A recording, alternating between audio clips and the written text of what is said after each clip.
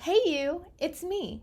In our last video, we covered how to build a stack from scratch. If you haven't seen that video yet, go check it out. I'll also leave the link to it in the description below. But the TLDR is a stack is a LIFO abstract data structure. The last item you put into the stack will be the first item to be removed. It can sometimes be hard when you're new to think of a practical use case for a stack. So I thought we would find two LeetCode problems and solve them using stacks. But before we start, don't forget to like and subscribe, and leave me a comment if there's any topic that you want to see covered. Okay, let's jump into it. We can use a stack to evaluate the symmetry of brackets within an input string. Say we had a list of 3 different types of brackets, and we wanted to write an algorithm that could determine if each opening bracket had a matching closing bracket. For example, this would be valid, but these are invalid. Notice how these pairs are not symmetric. To solve this problem using a stack, we could do something like this. Each time we come across an opening bracket, we push it into our stack. And each time we come across a closing bracket, we pop the top element from our stack. If those 2 brackets correctly correspond to each other, then we'll continue with this pattern. If not, then we'll just return false. Let's play this out with our valid bracket case. It'll look something like this. Now we have a closed curly bracket. If we pop the last opening bracket from our stack, will they match? They do, so we can continue. Now we've come across a closed parentheses. Does this match what's at the top of our stack? It does. So let's pop and continue. And now we have a closing square bracket. Does that match what's at the top of our stack? Yes, it does. So we'll pop that. And would you look at that? Our stack is now empty, but that's a good thing. It means that we were able to find the correct pair every time. We can quickly look and see how this plays out when it's an invalid stack. But let's skip to the part where we actually come across a non-matching closing bracket. We have this closing square bracket.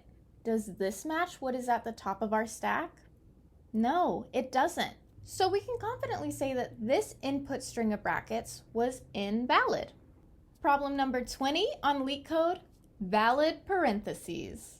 Given a string S containing just these characters, determine if the input string is valid. An input string is valid if open brackets must be closed by the same type of brackets, open brackets must be closed in the correct order, and every closed bracket has a corresponding open bracket of the same type. And if we think back quickly to the example we just went through, each one of our invalid cases did not meet one of these criteria, and that's what made it invalid. The first thing that we'll want to do is check if our string has an even or odd number of parentheses. If you aren't familiar with the modulus operation, it works like this. The number on the left is divided by the number on the right, and your modulus is the remainder.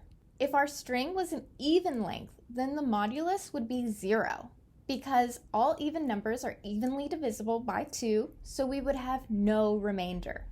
Mod is a widely used and common way of verifying if one number is divisible by another. So in our case, we know if our input string is an odd length, then there's no way that this could be a valid example of brackets. At least one opening or one closing bracket will not have its matching pair.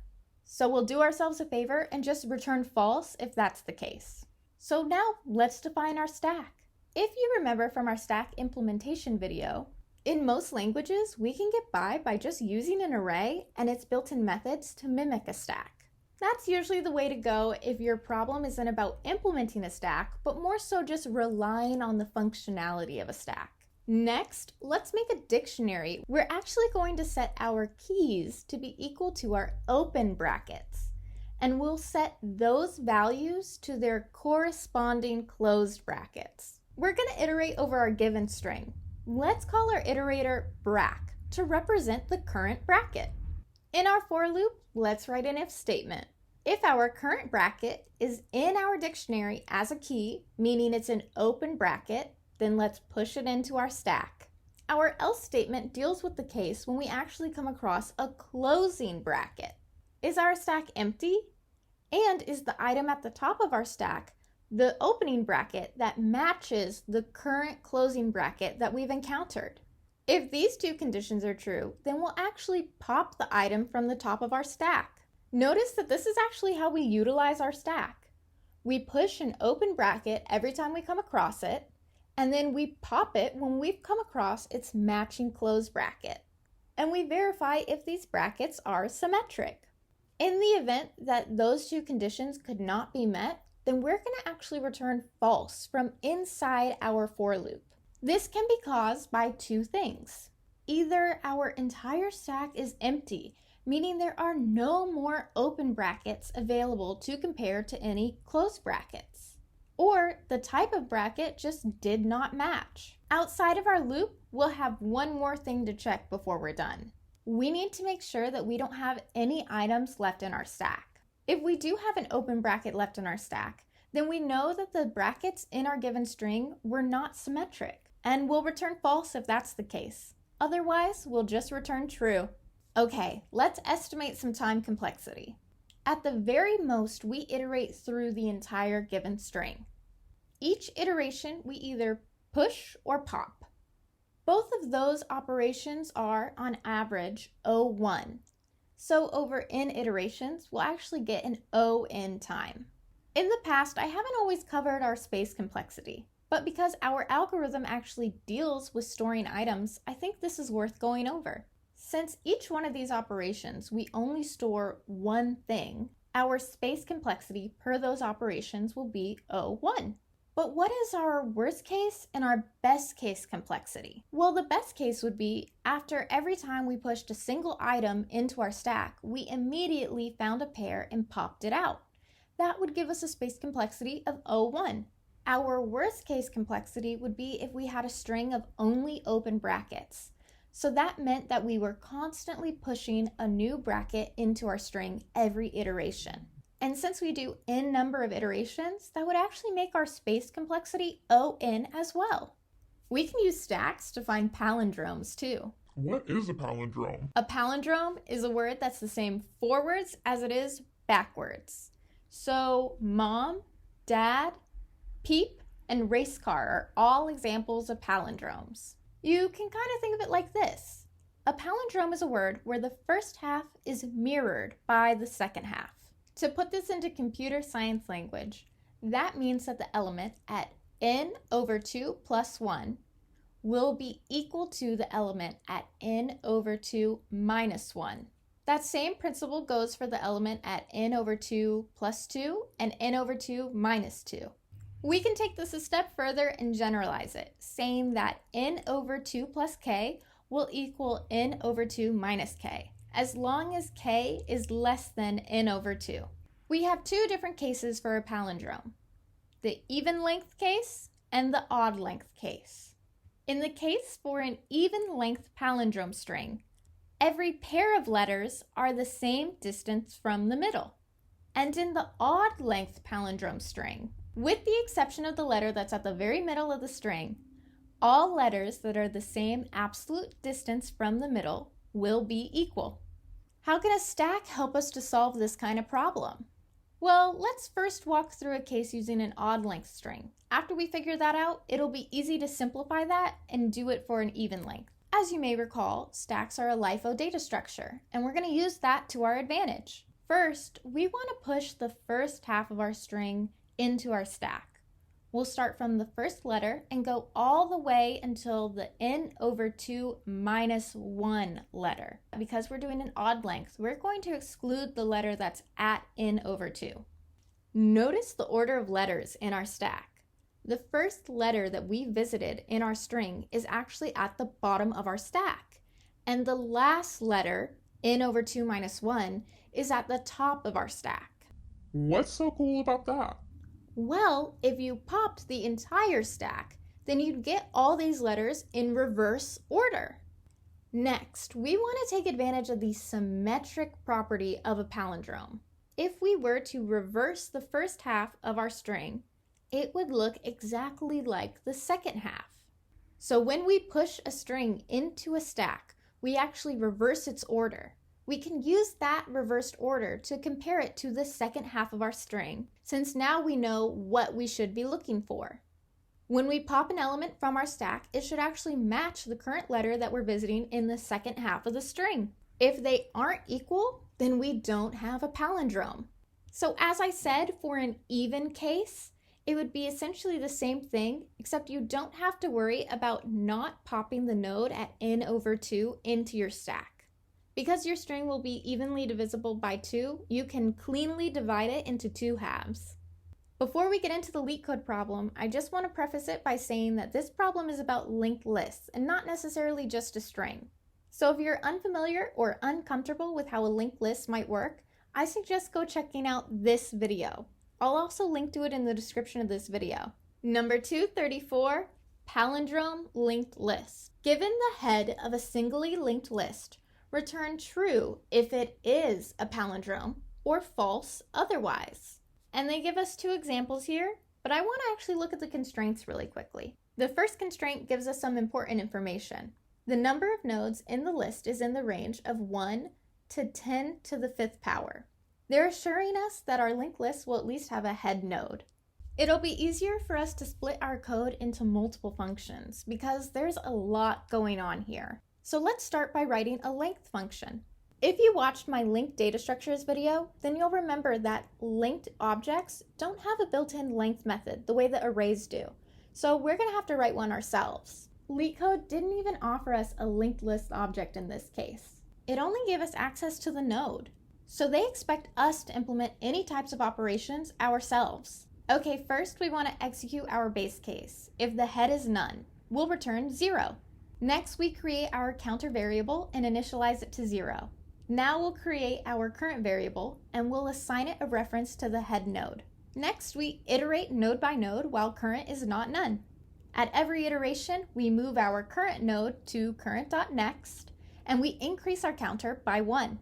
After we exit the while loop, all that's left is to return our count. Okay, now we can finally take this on. In our isPalindrome function, we'll once again execute a base case, but this time it's going to look slightly different.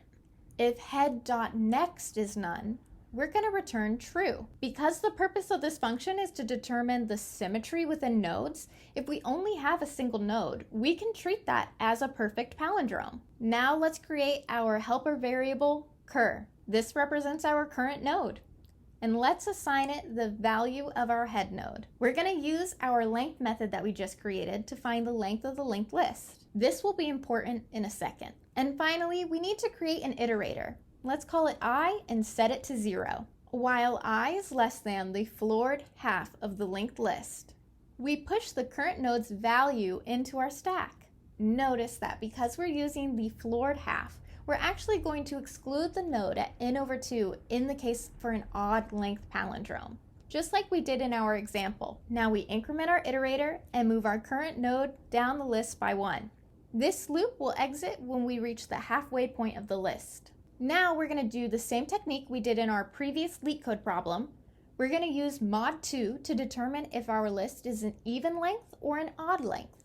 If we don't get a 0, then we know that we have an odd length nodes in our list. In that case, we're going to skip over our middle element at n/2. Now that our stack is populated with the first half of the linked list, we're going to iterate over the second half, while cur is not none. If our current node is equal to what's at the top of our stack, then we will pop from our stack and move our current node one more node down the linked list. Else, if they don't match, then we just found out that the second half is not a mirrored version of the first half. Therefore, we proved that our linked list is not a palindrome. We can return false. And outside of this final while loop, we can just return true. We can safely assume that if our else conditional did not trigger false, then every value from the second half had a matching value in the stack. That's awesome. But before you think we're done, there's a little bit more. This approach isn't the only solution. We could also use the fast and slow pointer pattern. Without getting into too much detail about how that would work, you would use the fast and slow pointers to find the middle of the list and then compare the second half of the list to the first half. If you have no idea what I'm talking about with fast and slow pointers, I suggest checking out these videos. I'll also link to them in the description. In the event we want to keep our space usage to O1, which is actually something they mentioned in the leetCode problem, we can reverse the first half and then simply compare that reversed version to the second half. Let me know in the comments if you're interested in seeing a video on that approach. Now it's time for our favorite question. What's our time complexity?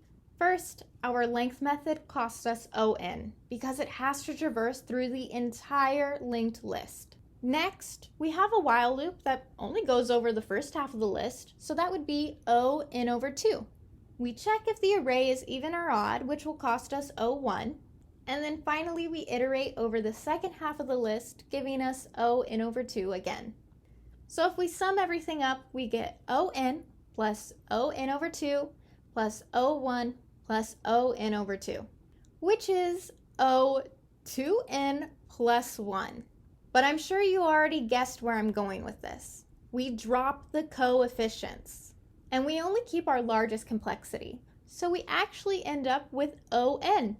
Now, how about for our space complexity? For this, the worst case and the best case are the same.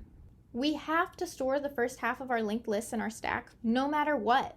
But remember, we drop our coefficients, which in this case will be 1/2. So we're going to get a space complexity of ON. So those were just some examples of the utilities stacks have.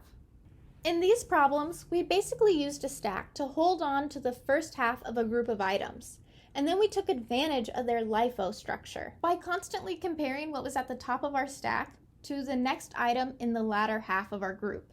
This only worked because the order in which our items were organized was important. We will definitely be using stacks in some more complex algorithms in the future, so hopefully this video helps you get a little bit more comfortable with them. If you found this video helpful, don't forget to like and subscribe. And if there's any algorithm, pattern, or problem on LeetCode that you want to go over, let me know in the comments down below. As always, from me to you, have a great day. Mod is a